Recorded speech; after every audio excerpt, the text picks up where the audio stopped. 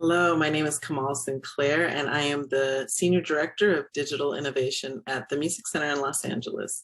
Today, I'm going to share a little bit of research that I did. It's now co-authored and turned into a book with Jessica Clark called Making a New Reality. And when I think about this idea of reality, human beings, we really do think we have a grasp on it. And then something comes along and it blows our mind and changes our sense of reality. And throughout each of those kind of moments of having to negotiate, what the heck does this mean?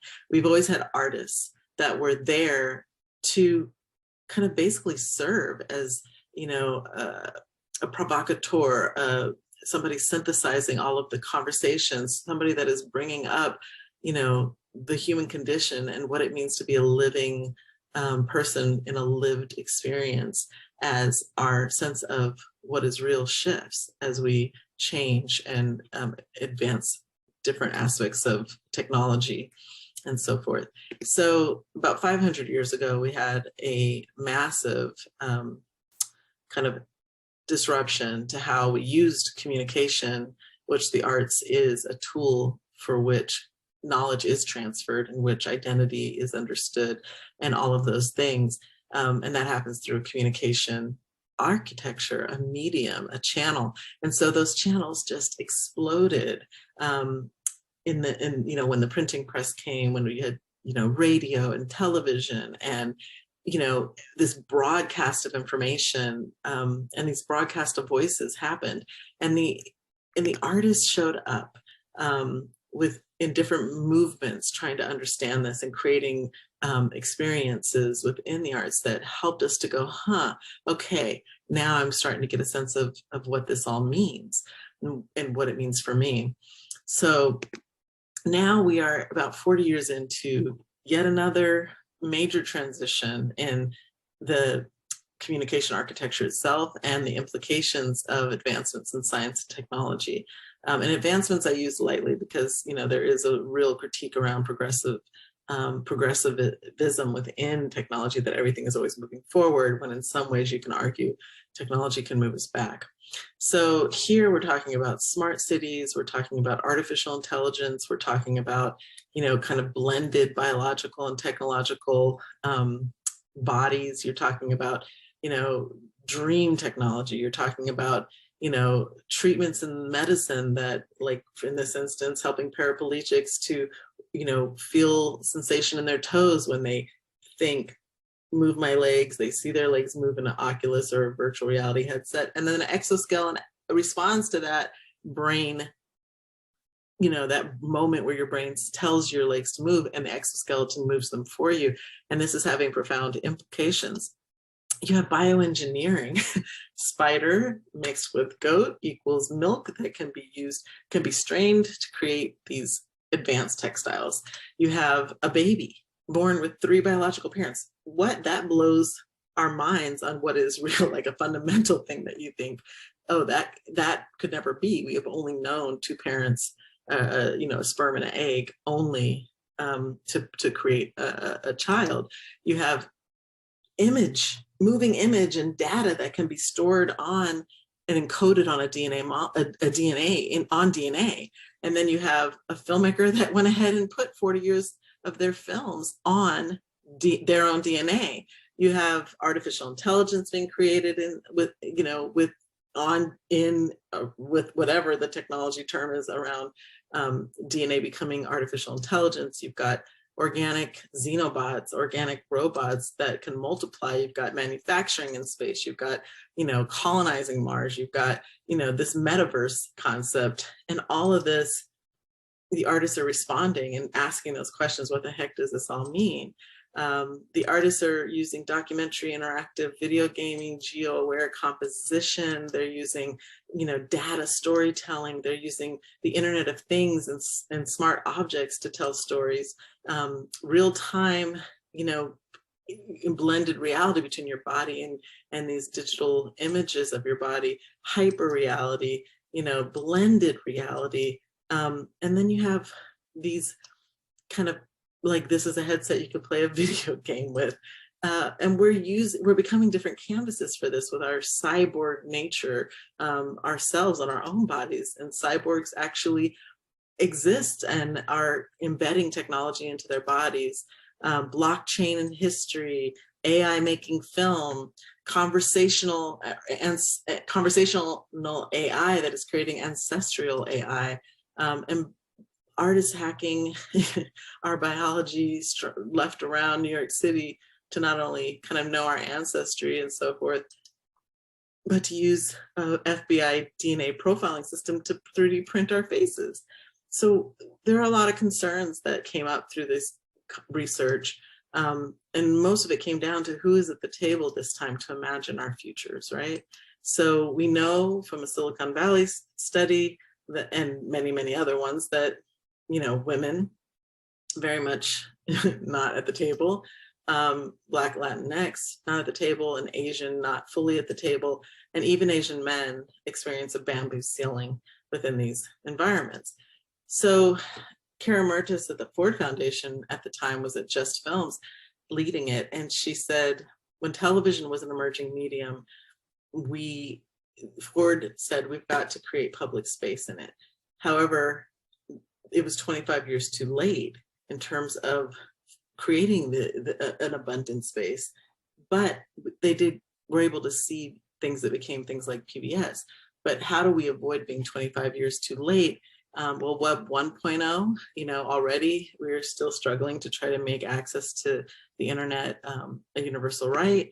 Web 2.0, we're now struggling with, you know, the kind of issues around big giant corporations, you know, and our data and our social addictive design and social dilemma and all of these things, algorithmic injustice. And already Web 3.0 is now rolling out with smart cities and blockchain and artificial intelligence.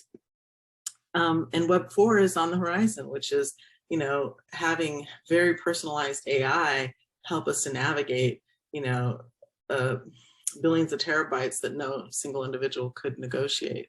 So a lot of people are calling this the fourth industrial revolution, and it's happening at a time of political strife. It's happening at a time of climate crisis. And when you go back to previous industrial revolutions, you see who wasn't at the table.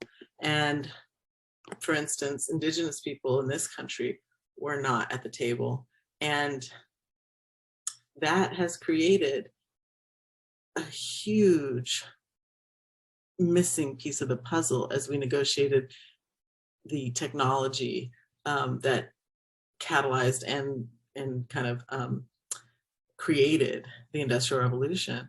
And we just got the bill for that exclusion of diversity of thought and not bringing in value systems around stewardship of our environment that could have been included.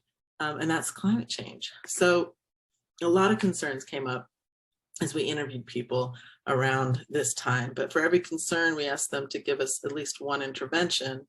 And so what are those interventions?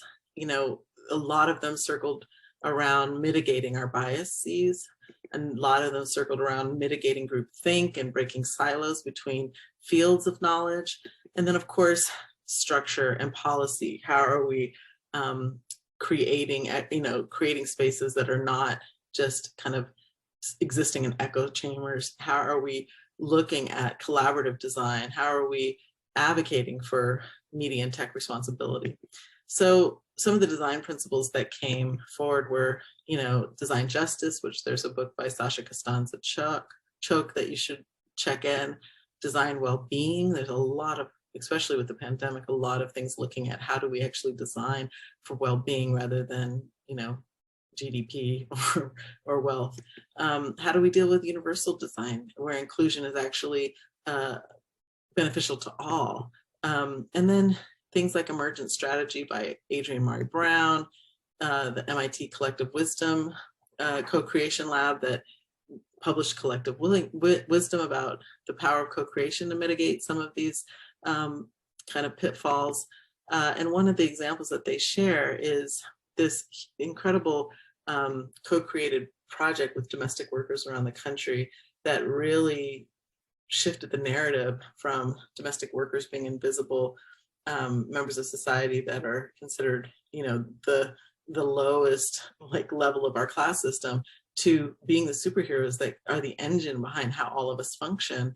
And that went from this story, this idea, this art project, to now artists and architects and real estate developers are creating care houses that bring all the ideas that were generated from that work around how do you have just and fair cradle to grave care that is regenerative for all and just. And so at the Digital Innovation Initiative at the Music Center, I'm charged with asking that question: what is the future of performing arts centers, especially in Web 3.0? It's physical, it is virtual, and it is blended in terms of blended reality. We have now hit Web 3 in a major way. And what does that mean to be not just a smart city, but an art city in that context? There's a paper by Janae Iyer that talks about how the arts are essential to creating and sustaining the cities of tomorrow. We're also looking at how, unless the arts are part of these conversations, then we are going to have the infrastructure prescribed to us rather than citizens being able to spark their imagination through creative processes to shape their own cities. And so this is a huge question for me, both in the opportunity, but also in how do we mitigate new and emerging technologies creating that injustice, particularly looking at algorithmic injustice, surveillance, and all of those things within a smart city environment. How does a cultural home for the citizens of Los Angeles become a safe space for creating the image?